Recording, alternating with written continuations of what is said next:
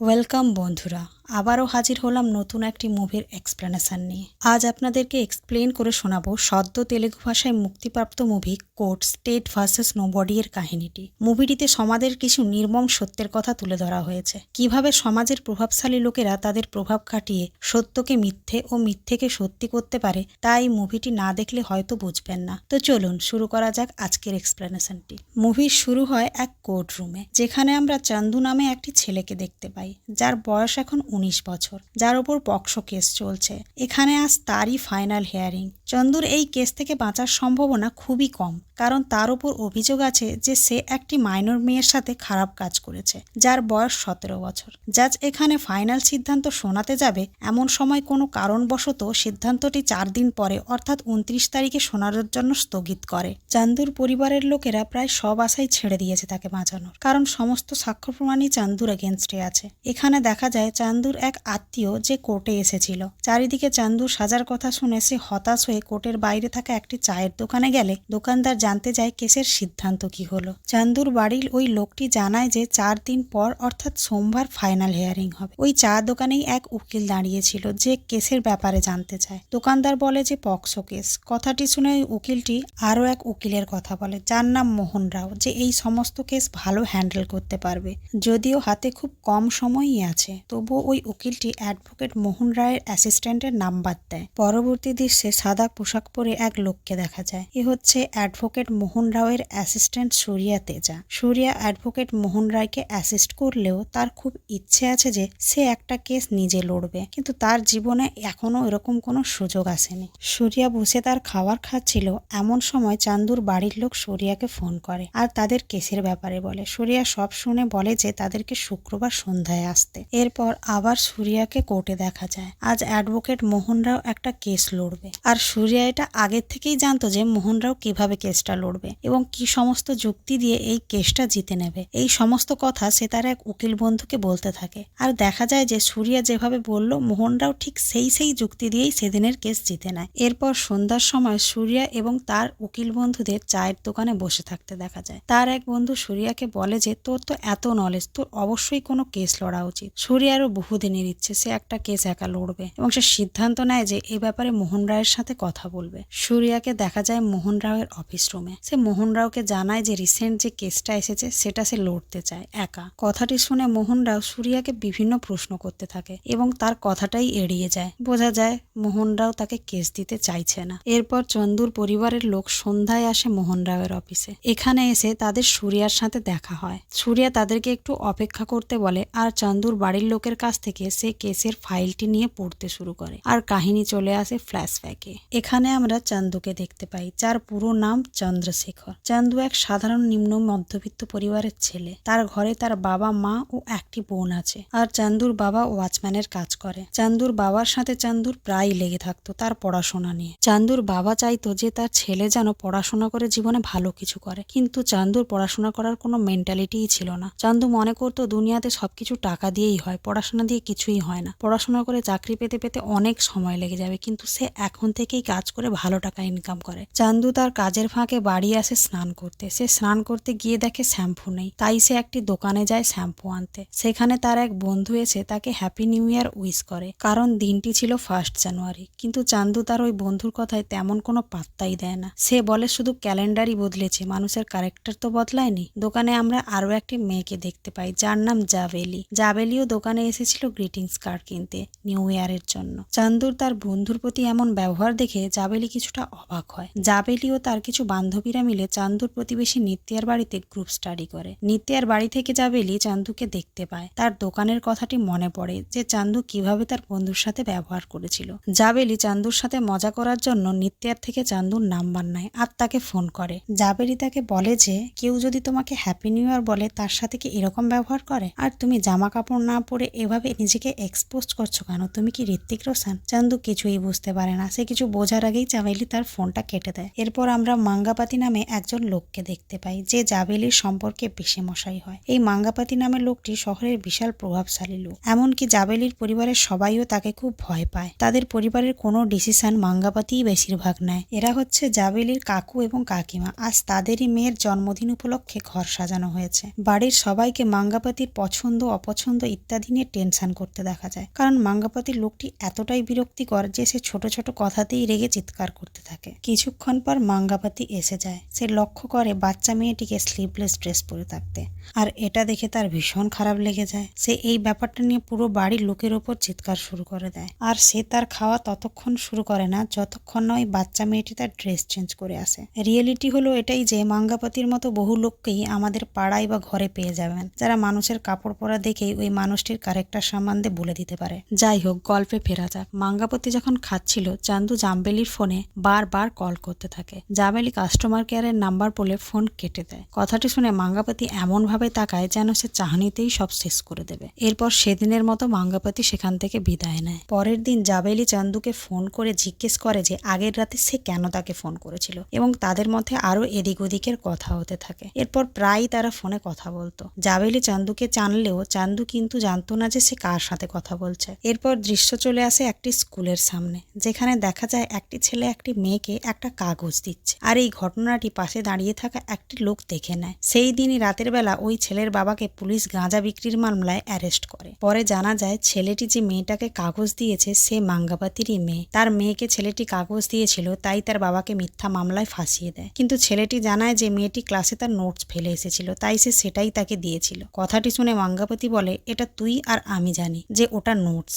কিন্তু বাইরের লোক তো ওটা ভাববে না। সবাই ভাববে যে তুই তাকে লাভ লেটার দিয়েছিস। আসলে মাঙ্গাপাতি এমন একটা লোক ছিল যে সবসময় তার রেপুটেশন আর মান সম্মান নিয়ে বেশিই ভাবতো। এদিকে চান্দু ও জাবেলি দুজনে বেশ ফোনে কথা বলে সময় কাটাচ্ছিল। এর মাঝে জাবেলি চান্দুকে একদিন তার নাম বলে দেয়। এরপর চান্দু একদিন নিত্যার বাড়িতে কিছু কাজের জন্য আসে। সেখানে সে জাবেলি নামটা শুনে ভাবতে থাকে, এ কি সেই জাবেলি যার সাথে সে কথা বলে? ব্যাপারটা নিশ্চিত করার জন্য জাবেলির নাম্বারে সে ফোন করে। জাবেলি তার সামনেই তাকে দেখে ফোনটা কেটে দেয়। চান্দু বুঝতে পারে যে এতদিন সে যার সাথে কথা বলছিল সে আসলে এই জাবেলি। সে ভীষণ খুশি হয়। চান্দু ফোন করে জাবেলির সাথে দেখা করতে চায়, কিন্তু জাবেলি বলে যে এখন না, পরে সময় হলে নিশ্চয়ই দেখা করবে। আর এরপর হঠাৎ করেই ওই দিনের পর থেকে জাবেলির ফোন বন্ধ হয়ে যায়। চান্দু অনেকবার যোগাযোগ করার চেষ্টা করে, কিন্তু সে কিছুতেই জাবেলির কোনো খবর পায় না। সে তার প্রতিবেশী নিত্যার সাথেও দেখা করে জানতে পারে যে তাদের পরীক্ষা শেষ হয়ে গেছে। জাবেলির সাথে কোনো যোগাযোগ না করতে পারায় চান্দু ভীষণ মনমরা হয়ে থাকতো। একদিন নিত্যা চান্দুকে ফোন করে সি বিচে ডাকে, কারণ আজ নিত্যার জন্মদিন, আর সেখানে জাবেলি সহ নিত্যার অন্যান্য বান্ধবীরাও এসেছে। জাবেলিকে দেখতে পেয়ে চান্দুর মুখে একটা সুন্দর হাসি ফুটে ওঠে। নিত্যার বার্থডে সেলিব্রেশন হয়ে গেলে জাবেলিকে দেখা যায় সমুদ্রের ধারে একা দাঁড়িয়ে থাকে। জাবেলিকে একা দাঁড়াতে দেখে চান্দু সেখানে যায় আর তাকে জিজ্ঞেস করে যে তার ফোন অফ ছিল কেন। জাবেলি বলে যে তার ফোনটা পড়ে ভেঙে গেছে, তাই সে তাকে সারাতে দিয়েছে। জাবেলি ও চান্দু একে অপরের সাথে কথা বলতে না পেরে এই কদিন যে কিভাবে কষ্টের সাথে কাটিয়েছে তা তারা দুজন দুজনকে বলতে থাকে। এরপর চান্দু জাবেলিকে ভালোবেসে জড়িয়ে ধরে, আর তাদের ভালোবাসার কাহিনী এখান থেকেই শুরু হয়। এরপর তারা দুজনে প্রায়ই দেখা করত। চান্দু জাবেলিকে নিয়ে মাঝে মাঝে তার বাড়িও যেত, তার মা বোনের সাথে দেখা করানোর জন্য। এভাবে তারা সারাদিনে একে অপরের সাথে অনেকটা সময় কাটাতো। একদিন জাবেলি চান্দুকে নিয়ে তার এক আত্মীয়ের বিয়ে বাড়ি যায়। এই বিয়ে বাড়ির কথাটি মাথায় রাখবেন, কারণ মেন ঘটনার সূত্রপাত এই বিয়ে বাড়ির থেকেই হয়, যা সামনের দিকে কাহিনী গেলে বুঝতে পারবেন। এরপর সিন আবারও প্রেজেন্টে চলে আসে, যেখানে দেখা যায় সুরিয়া অ্যাডভোকেট মোহন রাওকে চান্দুর কেসের ব্যাপারে জানালে মোহন রায় জানায় যে চান্দুর বাড়ির লোককে কাল সন্ধ্যায় আসতে বলতে। তার পরের দিন সন্ধ্যায় তারা আবারও আসে, কিন্তু সেদিনও মোহন রায় বিজি থাকার জন্য তাদের সাথে দেখা করতে পারে না। সুরিয়া চান্দুর বাড়ির লোককে জানায় যে স্যার আজ বিজি আছে, এবং তাদের কাছে চান্দু ও জাবেলির ব্যাপারে বাকি কথা জানতে চায়। এরপর আবারও দৃশ্য ফ্ল্যাশব্যাকে আসে, যেখানে আমরা চান্দুকে তার কাজের জায়গায় দেখতে পাই। এমন সময় জাবেলি তাকে কল করে বলে যে সে তার বাড়ি চলে এসেছে, আর সে চান্দুকেও তাই তাড়াতাড়ি বাড়ি আসতে বলে। চান্দু জাবেলির ফোন পেয়ে তার বাড়ির দিকে আসার সময় তার সাথে তার এক বন্ধু আসে, যার নাম চিট্টি। চিট্টি সুরিয়াকে একটি ওষুধ দোকানের সামনে দাঁড়াতে বলে। তারপর সে ওষুধ দোকানে গিয়ে কিছু কেনে। এরপর আমরা দেখতে পাই চান্দু তার বাড়ি চলে এসেছে। চান্দু বাড়িতে এসে তার মা, বোন ও জাবেলির সাথে গল্প করছিল। এমন সময় চান্দুর বোন বলে যে বাবার আসার টাইম হয়ে গেছে। আসলে জাবেলি যে চান্দুর বাড়িতে আসে সেটা চান্দুর বাবা জানতো না, কারণ চান্দুর বাবা যখনই খেতে আসতো তারা জাবেলিকে ঘরের মধ্যে লুকিয়ে রাখতো। সেদিনও তাই করে, কিন্তু সেদিন ঘটনা কিছু আলাদা হয়। চান্দুর বাবা এসে দুপুরে খেতে বসেছে, আর চান্দুর বাড়ির সবাইও ওইখানেই ছিল। এমন সময় মাঙ্গাপাতি, পুলিশ, জাবেলির মা ও দাদুকে নিয়ে চান্দুর বাড়িতে আসে। আসলে মাঙ্গাপাতি জাবেলিকে সবসময় ফোনে কথা বলতে দেখে সন্দেহ করেছিল, তাই সে সব খবর নিয়ে আজ চান্দুর বাড়িতে এসেছে। মাঙ্গাপাতু চান্দুর বাড়িতে এসে বলতে থাকে, আমাদের মেয়েকে বার করো, তোমাদের ছেলে আমাদের মেয়েকে কিডন্যাপ করেছে আর তার সাথে খারাপ আচরণ করেছে। চান্দুর বাবা তো কিছুই বুঝতে পারে না। এমন সময় জাবেলি ঘরের ভেতর থেকে বেরিয়ে আসে। চান্দুর বাবা তো জাবেলিকে দেখে অবাক হয়ে যায়। তখন পুলিশ সেখান থেকে চান্দুকে তুলে নিয়ে আসে থানায় আর তাকে মারতে থাকে।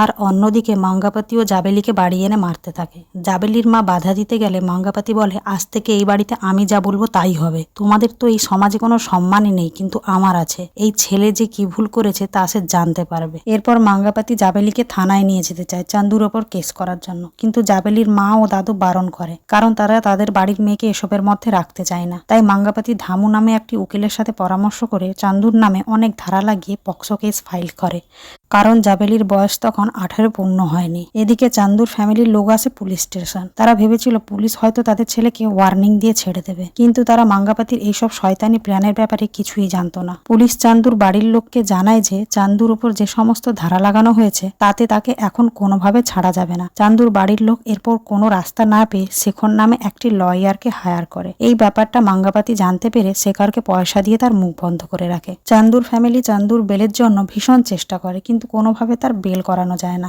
এত কিছুর মধ্যে জাবেলি একবারও কোর্টে আসেনি, কারণ মাঙ্গাপাতি কোর্টে তার উকিল দামোদরকে দিয়ে বলে রেখেছিল যে জাবেলি মানসিকভাবে এখন খুব অসুস্থ আর সে বাইরে বেরোতে ভয় পাচ্ছে, কারণ তার মনে হয় বাইরে বেরোলে চান্দু তার সাথে আবার খারাপ ব্যবহার করবে। এই প্রমাণস্বরূপ দামোদর কোর্টে সাক্ষীর জন্য ডাক্তারকেও নিয়ে আসে। সেই ডাক্তার কোর্টে এসে বয়ান দেয় যে জাবেলির মানসিক অবস্থা মোটেই ভালো না। সে কোর্টে এসে বয়ান দেওয়ার মতো অবস্থাতে নেই। চান্দুর পরিবার তাদের উকিল শেখরকে বলে যে আপনি কিছু করছেন না কেন, আর আপনি তো এতদিন বেলের ব্যবস্থাও করতে পারলেন না। তখন উকিলটি তাদের বলে যে এই কেস থেকে কেউই চান্দুকে বাঁচাতে পারবে না, সে শুধুমাত্র চান্দুর শাস্তি কম করানোর চেষ্টা করতে পারে জাজের কাছে। এরপর দেখা যায় বিচারপতি সমস্ত সাক্ষ্য প্রমাণ দেখে ফাইনাল জাজমেন্ট শোনানোর জন্য নেক্সট হিয়ারিং 19 তারিখ দেয়। এরপর কাহিনী চলে আসে প্রেজেন্টে। পরবর্তী দিন সুরিয়া মোহন রাওয়ের কাছে এসে চান্দুর কেসটার ব্যাপারে জিজ্ঞেস করলে মোহন রাও তাকে জানিয়ে দেয় যে এই কেসে জেতার সম্ভাবনা একেবারে নেই, তাই চান্দুর বাড়ির লোককে বলে দিতে যে সে এই কেসটা লড়বে না। এখানে আমরা দেখতে পাই সুরিয়ার আরো এক উকিল বন্ধু এসছে মিষ্টি খাওয়াতে, কারণ জানতে চাইলে সে বলে যে তার স্যার তাকে একটা নতুন কেস দিয়েছে।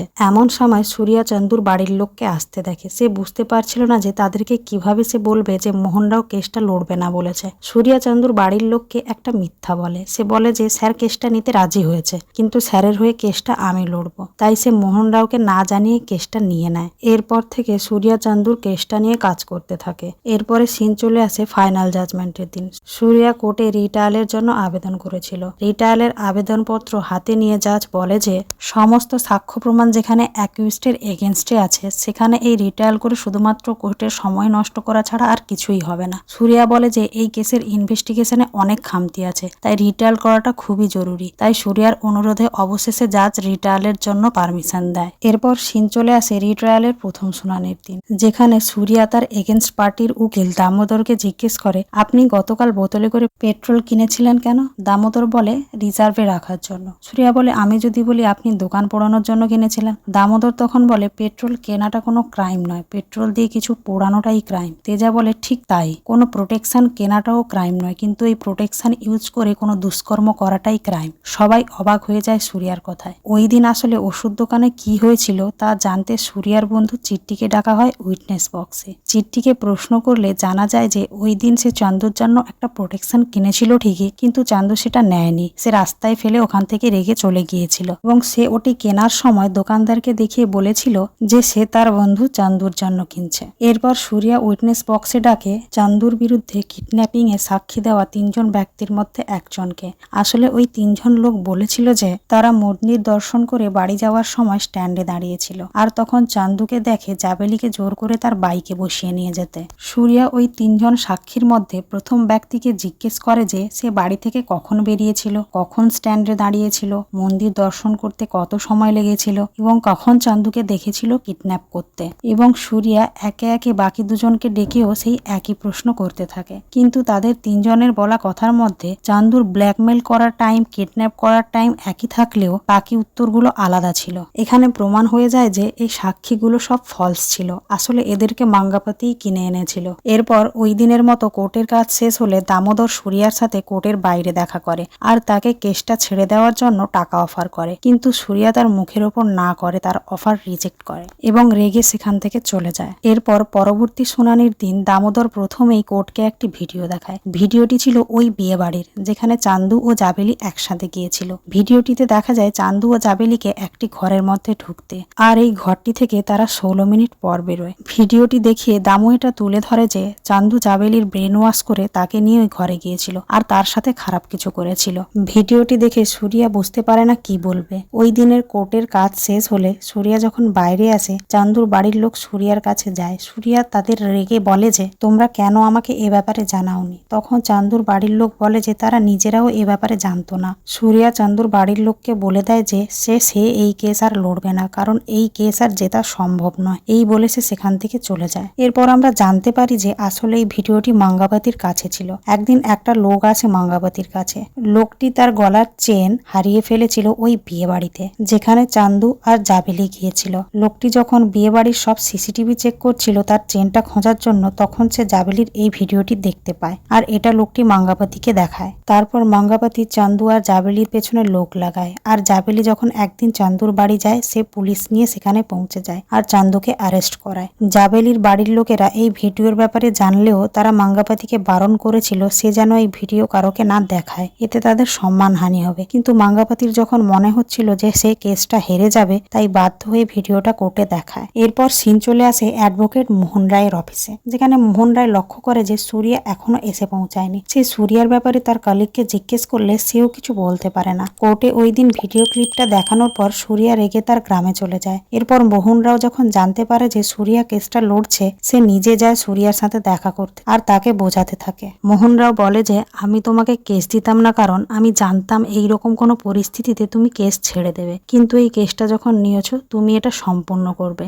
মোহন রাওয়ের সাপোর্ট পেয়ে সুরিয়া খুব মোটিভেট হয়ে যায়। সে নেক্সট শুনানিতে কোর্টে গিয়ে জাজকে বলে যে এই ভিডিও দেখে সবারই মনে হচ্ছে যে এই ঘরের মধ্যে কিছু খারাপ হয়েছিল, কিন্তু কোনো ছেলে আর মেয়ে যদি এক ঘরে থাকে তার মানে এই নয় যে তারা খারাপ কিছু করেছে। এটা তো আমাদের সমাজের একটা নোংরা চিন্তা ভাবনা। আসলে ওই ঘরে কি হয়েছিল তা শুধু চান্দু আর জাবেলিই জানে। তাই চান্দুকে ডাকা হয় ওই দিন ঘরের মধ্যে কি হয়েছিল তা জানতে। চান্দু এসে তার বয়ান দেয়। চান্দু যখন তার বয়ান দেয়, সুরিয়া জাজের পারমিশন নিয়ে সবাইকে কোর্টরুম থেকে বাইরে বের করে দিয়েছিল। চান্দুর বয়ান শেষ হলে সুরিয়া বলে যে চান্দু যে কথাগুলো বলে তার সত্যতা যাচাই করার জন্য জাবেলিকে আনতে হবে, কারণ জাবেলি জানে না চান্দু কি বলেছে। এখানে দুজনের কথা যদি একই হয় তাহলে কোর্টের সিদ্ধান্ত নিতে সুবিধা হবে। এরপর উইটনেস বক্সে ডাকা হয় ডক্টর প্রভাকরকে, যে বলেছিল যে সে জাবেলির মানসিক চিকিৎসা করে। জাবেলির কোর্টে আসার কথা শুনে জাবেলির ডাক্তার বলে যে সে এখানে আসার মতো মেন্টালি প্রিপেয়ার নয়, সে মানসিকভাবে ভীষণই অসুস্থ। তখন সুরিয়া ডাক্তারকে জাবেলির ব্যাপারে কিছু প্রশ্ন জিজ্ঞেস করে, যে জাবেলি সপ্তাহে কদিন তার কাছে আসতো,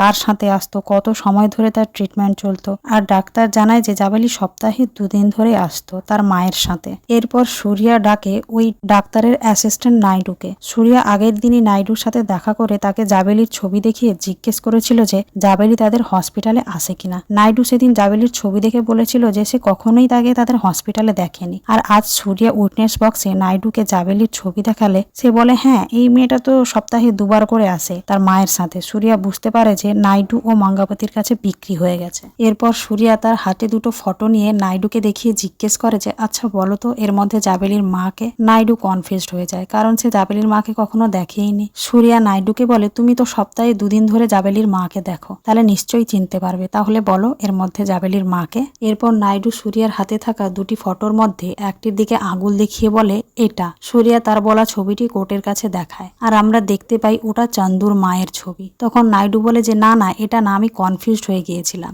আর একটা যে ছবি আছে ওটাই জাবেলির মায়ের। সুরিয়া নাইডুর কথা শুনে তার হাতে থাকা আরেকটি ছবি কোর্টের সামনে দেয়। আসলে এটা সুরিয়ার মায়ের ছিল। এখান থেকে প্রমাণ হয় যে জাবেলি কখনোই মেন্টাল ট্রিটমেন্টের জন্য যায় যায়নি, এ সবই মিথ্যে কথা। জাবেলি মানসিকভাবে সুস্থ আছে, সে কোর্টে এসে অবশ্যই তার বয়ান দিতে পারবে। জাজ তাই জানিয়ে দেয় যে নেক্সট হিয়ারিং এ জাবেলিকে যে কোনো অবস্থায় কোর্টে আসতে হবে। কথাটি শুনে মাঙ্গাবাতি পড়ে যায় মহা মুশকিলে। অনিচ্ছা সত্ত্বেও সে জাবেলির বাড়িতে এসে তাদেরকে জানায় যে নেক্সট হিয়ারিং এ জাবেলিকে যেতেই হবে। আর সে জাবেলিকে এটাও বলে যে কোর্টে গিয়ে যেন সে বলে চান্দু তার সাথে জবরদস্তি করেছে এবং খারাপ ব্যবহার করেছে, কারণ এই কেস না জিততে পারলে তার বাড়ির সম্মান চলে যাবে। এর পরের শুনানিতে দামোদর জাজকে বলে যে জাবেলি মিসিং, তাকে খুঁজে পাওয়া যাচ্ছে না, তাই তাকে পেশ করা যাবে না। কোর্ট যেন আরো একটি ডেট দেয়। ঠিক এমন সময় জাবেলি ও তার মা কোর্টের মধ্যে আসে। আসলে মাঙ্গাবাতি জাবেলিদের বাড়ি গিয়ে বলেছিল যে আজ জাজ ছুটিতে আছে, আজ আর কিছু হবে না, তাই তাদেরও যেতে হবে না, কারণ মাঙ্গাবাতি জানতো জাবেলি কোর্টে এসে চান্দুর বিরুদ্ধে কিছু বলবে না, যাতে সে কেসটা হেরে যাবে।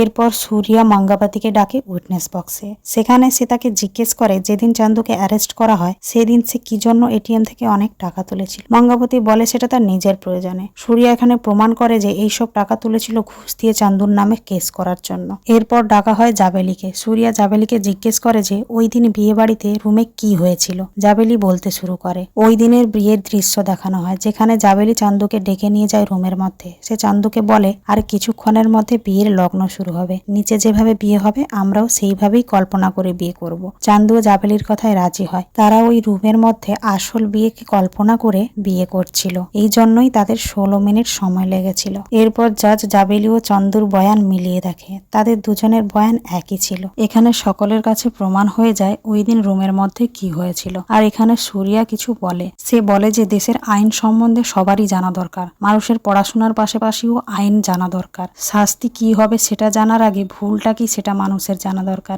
জাবেলির বয়স অনুযায়ী এই ঘটনাটি যদি 20 দিন পরে হতো তাহলে এই কেসটাই হতো না। এরপর জাজ তার ফাইনাল জাজমেন্ট শোনায়, চান্দুকে সসম্মানে ছেড়ে দেয় আর মাঙ্গাবাতি ও ইনভেস্টিগেশন অফিসারের বিরুদ্ধে তদন্ত শুরু করার কথা বলে। এরপর কোর্ট থেকে বাইরে বেরিয়ে চান্দু সুরিয়াকে জড়িয়ে ধরে কাঁদতে থাকে। আর আমরা দেখতে পাই জাবেলির মা মাঙ্গাবাতিকে এক থাপ্পড় দিয়ে বলে, মেয়ে তোমার হোক বা আমার, মেয়েদের ব্যাপারে কথা বলার সময় সবসময় ভেবে চিনতে বলবে। এরপর এই ঘটনার 20 দিন পর আমরা দেখতে পাই চান্দু আবারও পড়াশোনা শুরু করেছে। সে কলেজ যাওয়ার আগে তার ভুল বুঝতে পেরে তার বাবাকে জড়িয়ে কাঁদতে থাকে। এরপর বাস স্ট্যান্ডে দাঁড়িয়েছিল, এমন সময় জাবেলিকে ওখানে দেখে। জাবেলি তার কাছে এসে বলে যে আজ তার 18th বার্থডে। কথাটি শুনে চান্দু ইমোশনাল হয়ে পড়ে আর মুভি এখানেই শেষ হয়। মুভির এক্সপ্লেনেশনটি আপনাদের ভালো লেগে থাকলে অবশ্যই চ্যানেলটি সাবস্ক্রাইব করবেন এবং লাইক করে দেবেন। আর আপনাদের মহামূল্য মতবাদ অবশ্যই কমেন্ট বক্সে দেবেন। দেখা হবে নেক্সট কোনো মুভির এক্সপ্লেনেশন নিয়ে।